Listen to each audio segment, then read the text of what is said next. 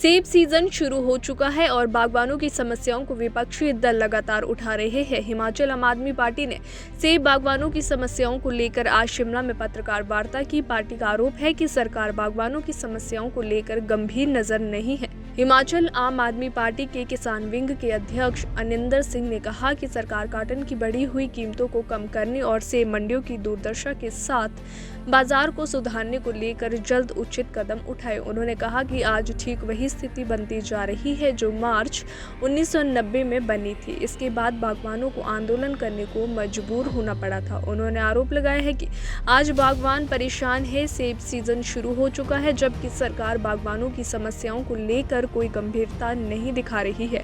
उन्होंने कहा कि सेब कॉटन कंपनियों ने योजनाबद्ध तरीके से कीमत बढ़ाई है और सरकार इस मामले में बिल्कुल विफल रही है। उन्होंने कहा कि प्राकृतिक आपदा से किसानों को पिछले वर्ष हुए नुकसान की अभी तक कोई भरपाई नहीं हो पाई है। समर्थन मूल्य मात्र छलावा बनकर रह गया है। उन्होंने कहा कि आम आदमी पार्टी किसान बागबानों के साथ खड़ी है और उनके अधिकारों की लड़ाई लड़ती रहेगी। पहले सेब तोड़ने के बाद जो प्रथम समस्या है उसकी पैकिंग, और उसका जो पैकिंग मटेरियल है वो सरकार हिमाचल प्रदेश भारतीय जनता पार्टी सरकार की गलत नीतियों से, केंद्र सरकार की जीएसटी रिजाइम में जो गलतियां उसकी वजह से उसकी कीमतें एकाएक बढ़ी हैं। और जो कार्टेल बना के भी जो चुनिंदा कंपनियां हिमाचल प्रदेश में सप्लाई करती हैं वो भी लूटने पे उतारू हैं।